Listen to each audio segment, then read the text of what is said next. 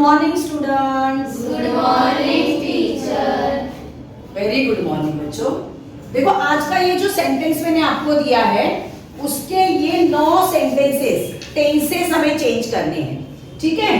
तो यहाँ पर पढ़ो इसको, the baby breaks the toys. तो ब्रेक्स क्या है बच्चों? V1 है, V2 है, V3 है, V4 है, V5। देखो V1 यानी प्रेजेंट फॉर्म है, V2 यानी पास्ट फॉर्म है, V3 यानी पास्ट पार्टिसिपल है, V4 यानी प्रेजेंट पार्टिसिपल है और V5 यानी प्रेजेंट फॉर्म है। आई बात समझ में? अब ये कौन सा फॉर्म है? V5 है। क्या है? V5। बस अभी देखो सिंपल प्रेजेंट टेंस में या तो V1 आता है या तो V5 आता है। अगर यहाँ पर देखो, यहाँ पर द बेबी है, ये थर्ड पर्सन सिंगुलर है, इसीलिए यहाँ पर क्या आया है? V5 आया। अगर यहाँ पर होता I होता तो क्या आता? V1 आता कि V5 आता? V1। शाबाश। I break the toy, ऐसा सेंटेंस आता है। मतलब I break, you break, we break, they break, Meena and Rohan break, ऐसा आएगा। पर he breaks, she breaks, it breaks, the baby breaks या मीना breaks, ऐसा V5 आएगा। आई बात समझ में? अभी इसका हम लोग करेंगे simple past tense. Simple past tense में क्या आता है बच्चों? V2। शाबाश। तो V2 क्या है इसका? ब्रेक का ब्रो। क्या है? ब्रो। अभी सिंपल फ्यूचर टेंस में क्या आता है? विल के साथ में V1।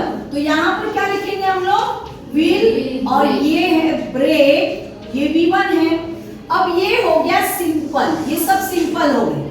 अब हम जाएंगे कंटिन्यूअस टेंस यानी प्रोग्रेसिव टेंस। तो प्रेजेंट प्रोग्रेसिव टेंस या प्रेजेंट कंटिन्यूअस टेंस में एम, इज, आर, ये तीनों में से कोई एक आएगा और उसके साथ में आएगा V4। तो अभी इसके साथ में क्या आएगा? एम आएगा, इज आएगा कि आर आएगा? क्या आएगा?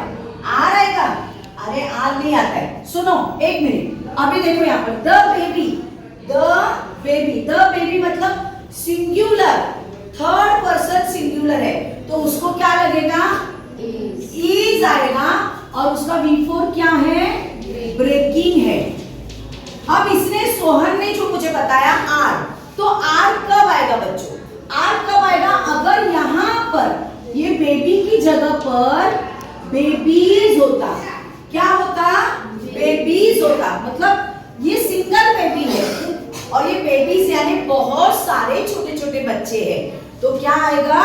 आर आएगा। तभी क्या आएगा? आर आएगा यहाँ पर। लक्षात आहे तुझ्या बेटा? आता इथे बघ, past continuous tense. Past continuous tense में क्या आता है? was या were और V4। तो यहाँ पर ये सिंगल बेबी है तो मैं क्या लिखूंगी? was breaking। अगर यहाँ पर बेबीज होता तो मैं यहाँ पर क्या लिखती बच्चों? वर लिखती। क्या लिखती? ये वर लिखती। ठीक है।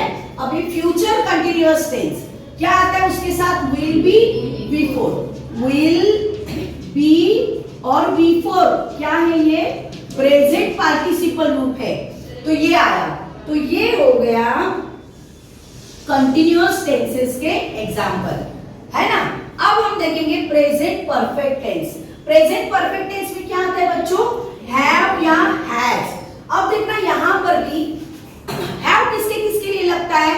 I have, you have, we have, they have. दो नाम होंगे और या उससे ज्यादा रहेंगे, मीना एंड रोहन हैव। पर हैज किसके लिए लगेगा? He has, she has, it has, Meena has. तो बेबी के लिए क्या लगेगा? हैव लगेगा कि हैज लगेगा? हैज लगेगा। अगर बेबीज होता तो क्या लगता? शाबाश। The baby has, the babies have. आई बात समझ में? तो यहाँ पर लगेगा हैज और V3 क्या है इसका? पास्ट पार्टिसिपल रूप क्या है? ब्रोकन। और पास्ट परफेक्ट टेंस में सबके लिए हैड लगता है, तो ये हुआ हैड और ये हुआ ब्रोकन। अब फ्यूचर परफेक्ट टेंस में विल हैव के साथ में V3, तो यहां पर मैंने लिख दिया विल हैव और ये ब्रोकन। अब आप यहां पर भी बच्चों कंफ्यूज हो जाओगे, टीचर आपने तो कहा कि बेबी होगा, द बेबी होगा सिंगुलर तो हैज लगेगा, बहुत सारे होंगे तो हैव लगेगा। तो यहाँ पर टीचर बहुत सारे बेबीज नहीं है, फिर भी मिलके साथ में तुमने हैव क्यों लगाया? तो बच्चों रूल ऐसा है फ्यूचर टेंस का कि विल के साथ में कभी भी हैज नहीं आता। क्या आएगा? विल हैव ही आएगा, इसलिए यहाँ पर विल हैव ब्रोकन। अब ये देखो सेंटेंसेस कैसे हो गए। The baby breaks the toys, the baby broke the toy, the baby will break the toy, the baby is breaking the toy, the baby was breaking the toy, the baby will be breaking the toy. बोलो मेरे साथ, the baby has broken the toy, the baby had broken the toy, the baby will have broken the toy. तो देखो कितना आसान है बच्चों। इधर आओ बेटा, ये इस चार्ट को आप हमेशा ध्यान में रखना है और इसी चार्ट का उपयोग करके आपको सिर्फ क्या करना है, सब्जेक्ट के बाजू में जो वर्ब का रूप आता है बस उसी को चेंज करके इन सबको आपको टेंस से चेंज करने हैं। आई बात समझ में? इजी है ना? इजी है कि नहीं? हाँ, तो धन्यवाद।